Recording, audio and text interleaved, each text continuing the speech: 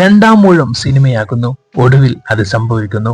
കൂടുതൽ വിവരങ്ങൾ അറിയുന്നതിന് മുന്നേ ചാനൽ ആദ്യമായി കാണുന്നവരാണ് നിങ്ങളെങ്കിൽ ഇപ്പോൾ തന്നെ സബ്സ്ക്രൈബ് ബട്ടൺ പ്രസ് ചെയ്യൂ. നിങ്ങളുടെ സപ്പോർട്ട് രേഖപ്പെടുത്തൂ.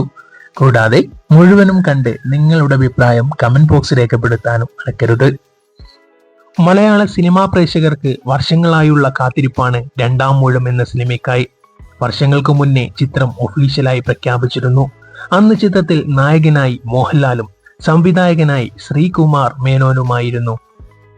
ഒടിയൻ എന്ന ചിത്രത്തിന് ശേഷം ശ്രീകുമാർ മേനോൻ പ്രഖ്യാപിച്ച മോഹൻലാൽ ചിത്രമായിരുന്നു രണ്ടാം ഊഴം. BR ഷെട്ടിയായിരുന്നു ചിത്രം പ്രൊഡ്യൂസ് ചെയ്തിരുന്നത്. എന്നാൽ ചില പ്രശ്നങ്ങൾ ഉടലെടുത്ത് ആ ചിത്രം ഉപേക്ഷിച്ചു. എന്നാൽ വീണ്ടും രണ്ടാം ഊഴം സംഭവിക്കുകയാണ്. അതെ, മലയാള സിനിമാ പ്രേക്ഷകർക്ക് അല്ല, ഇന്ത്യൻ സിനിമയ്ക്ക് തന്നെ ഒരു പൊൻതൂവൽ ലഭിക്കാൻ പോകുന്നു രണ്ടാം ഊഴം എന്ന സിനിമ.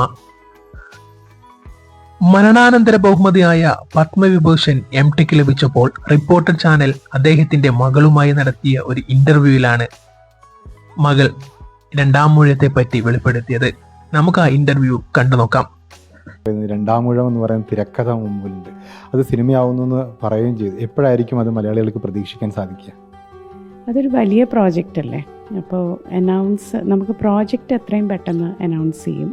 മാർച്ചിൻ്റെ ഉള്ളിൽ നമ്മൾ അതിൻ്റെ ഒരു പ്രോജക്റ്റ് ആരാ ചെയ്യുന്ന എന്നുള്ള അനൗൺസ്മെൻറ്റ് നമ്മൾ ചെയ്യാനാണ് ശ്രമിക്കുന്നത്. അതിലേക്കാണ് വർക്ക് ചെയ്യുന്നത്. പിന്നെ അതിനുശേഷം ഒരു 1.5-2 വർഷത്തെ പ്രീ പ്രൊഡക്ഷൻ ഉണ്ടാവും.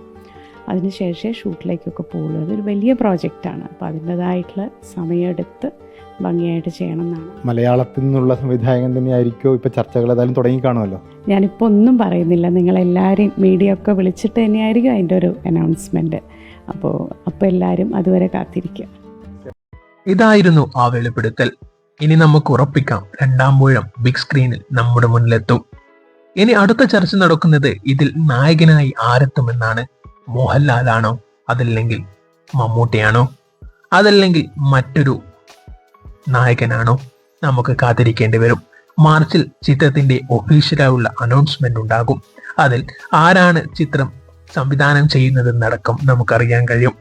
എന്തായാലും അതിനുശേഷമേ ചിത്രത്തിൽ ആരായിരിക്കും നായകൻ, അതിന്റെ കാസ്റ്റിങ്ങിനൊക്കെ പറ്റി നമുക്കറിയാൻ കഴിയൂ. ഒരു 2 വർഷത്തിന് ശേഷം മേ ബി 2028 ചിലപ്പം രണ്ടാം ഊഴം നമ്മുടെ മുന്നിലേക്ക് എത്തുക. എന്നാലും രണ്ടാം ഊഴം സംഭവിക്കും, അതുറപ്പാണ്. ഏത് ആക്ടർ നായകനായാലും മലയാള സിനിമയ്ക്ക് അഭിമാനിക്കാനുള്ള ഒരു സിനിമയാകും രണ്ടാം ഊഴം. ഇന്ത്യൻ സിനിമയുടെ മുന്നിൽ വെക്കാവുന്ന ഒരു ഹിസ്റ്റോറിക്കൽ മൂവിയായി രണ്ടാം ഊഴം മാറട്ടെ. നിങ്ങൾ രണ്ടാം ഊഴത്തിൽ ആരെയാണ് നായകനായി കാണാൻ ആഗ്രഹിക്കുന്നത്? മോഹൻലാലിനെയാണോ, മമ്മൂട്ടിയാണോ, അതല്ലെങ്കിൽ മറ്റേതെങ്കിലും ആക്ടറെയാണോ? Comment box രേഖപ്പെടുത്തൂ. ആരായിരിക്കും ചിത്രം സംവിധാനം ചെയ്യുക?